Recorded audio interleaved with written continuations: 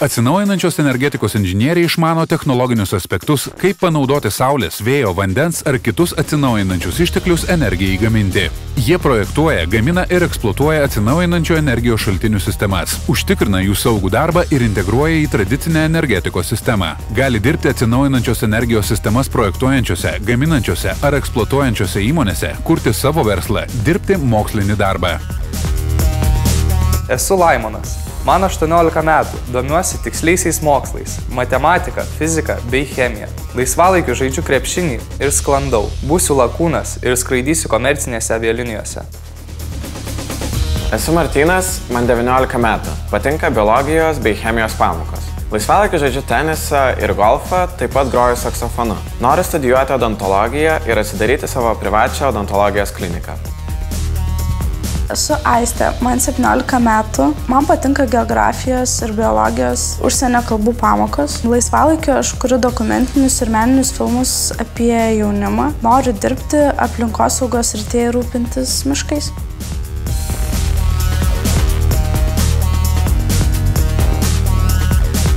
Fizinių mokslų daktaras Dainius Šalucha, atsinaujinančios energetikos inžinierius, pareigos saulės baterijas gaminančios įmonės gamybos vadovas, darbo stažas 10 metų, baigė Vilniaus Gedimino technikos universitetą. Atsinaujinančios energetikos inžinierius tai yra ir vėjo, ir fotoelektros, ir biomasės, tai yra platus diapazonas, kur galima rasti darbą ir įgyti patirties. Mūsų kolegos tai yra Saulės elementų laboratorija, kurie realizuoja labai inovatyvią technologiją. Atrodo kaip tikra laboratorija, ten tai viskas moksliškai. Atrodo, kad jeigu įeitum ten, tai viską sugadintum. Tokioje srityje vis tiek, jeigu tu nori kažką daryti gerai, tu turi specializuotis į vieną labai siaurą sritį. Tu negali būti, ten, tarkim, visų alternatyvių energijos šaltinių žinovas. Mano darbo vieta yra elementariai kompiuteris ir technologinis gamybos priežiūra. Tai yra kaip žmonės dirba. Tai yra sritis, tu turi bendrauti su visų pasauliu. Ir tai nėra, kad tu užsidarai savyje ir pats gali domėtis. Tu turi bendrauti, domėtis. Čia yra ta linija, kurią mes didžiuojamės, kurią mes įdegėm praeitais metais. Dabar jūs kaip tik labai laiku, kaip linija veikia pilnu pajėgumu. Visiems buvo priskirti labai specifiniai darbai ir visi darbuotojai iš tikrųjų dirbo kaip konvejeris. Stiklas konvejerio eina tolyn ir uždedama til vinilo acetato plėvelė. Čia matote automatinį saulės elementų sulitavimą. Sudedami saulės elementai į dėžutės, automatiškai įmama, dedama ant konvejerio, patikrinama kamera.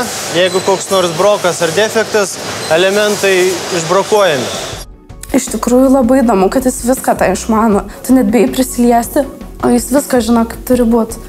Ir tai yra keista, tai atrodo labai protingas žmogus. Stebino tai, kad nors jis labiau užsiema tokiu kaip vadovaujančiu darbu visos tos gamybos, tačiau jis išmanė viską nuo pradžios iki galo apie visą procesą. Saulės elementai suformuojami kaip karoliukai, po 10 saulės elementų ir jie ateina į sulitavimo operaciją. Tada dar yra 2 kameros, patikrina sulitavimo kokybę. Jeigu projektuoji naują gaminį, tu turi turėti teorinius skaičiavimus, tu turi turėti eksperimentų matricą sudarytą, susistatai visus žingsnius ir po to analizuoji rezultatus ir iš rezultatų nusprendi, kuris technologinis žingsnis yra tinkamiausias. Sudėliojęs saulės elementų juostas ateina pas operatorius. Jos tada išmatuoja visus atstumus, sulituojama rankomis ir paskui, kurie galai nereikalingi, nukerpami. Kaip tik čia matysite, įtraukia partiją į laminatorių ir vyks laminavimo procesas. Dabar visur yra tie robotai, technika, bet čia tai irgi padarė tokį įspūdį.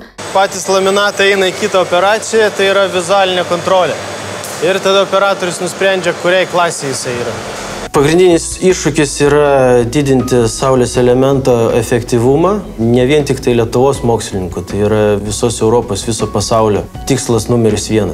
Šio darbo turbūt įdomioji dalis yra, jeigu pasirenki mokslinę sritį, nes tada tu gali atrasti kažką naujo. Aišku, tai yra kūryba, bet galbūt ne kasdien.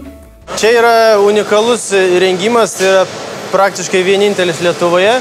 Jisai visą modulį peršviečia kaip per mikroskopą. Man šitas įrengimas labai svarbus, kai pradedam kokį naują produktą daryti. Na, Dainius man leido prieiti prie aparato, kuris, kaip sakė, yra vienintelis Lietuvoje. Leido pažiūrėti per mikroskopą į tuos modulius ir tenai aptikau porą defektų. Darbas, kuris reikalauja dėmesio. Kaip gamintojai, tai fotoelektrinį modulį, tai esame mes vieninteliai.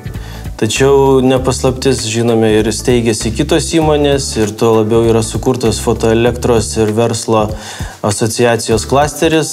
Lietuvoje tikrai platėja šitas sritis. Norint stoti į inžineriją, vis dėlto fizika ir matematika turi būti prioritetai. Man atrodo, kad šitai profesijų žmogus mokosi visą gyvenimą. Tavęs nekelia turbūt į aukščiausias pareigas iš karto, bet labai įdomu tobulėti. Perspektyvos tiesiog milžiniškos, nes sakoma, kad šitas sritis 2020 metais bus kaip automobilių inžinerija. Čia savo reikmėm ir kartu elektros tinklam pardavimą mes įrengiam iš savo pagamintų modulių 30 kW jėgainę. Ateities planuose yra ir visą stogą uždengti ir turėti apie 1 MW. Tikrai norėčiau. Jeigu, pavyzdžiui, turėčiau nuosavą namą, tai tikrai norėčiau įsirengti bateriją. Tai turbūt bet kokiu atveju reiks naudoti alternatyvius energijos šaltinius, nes kitų nelabai ir liks. Tu iš tikrųjų gamini kažką, tai kas yra nekenksminga aplinkai, o atvirkščiai, tai kad tu prisidedi prie to, tai, manau, labai motyvuoja. Atsakomybės yra tikrai daug, bet jeigu tu ją moki prisimti, jos nebijai, kad tu išmanai savo darbą, tai nėra taip baisu, kaip atrodo galbūt iš šalies. Sako, kas nerizikuoja, tas negeria šampano.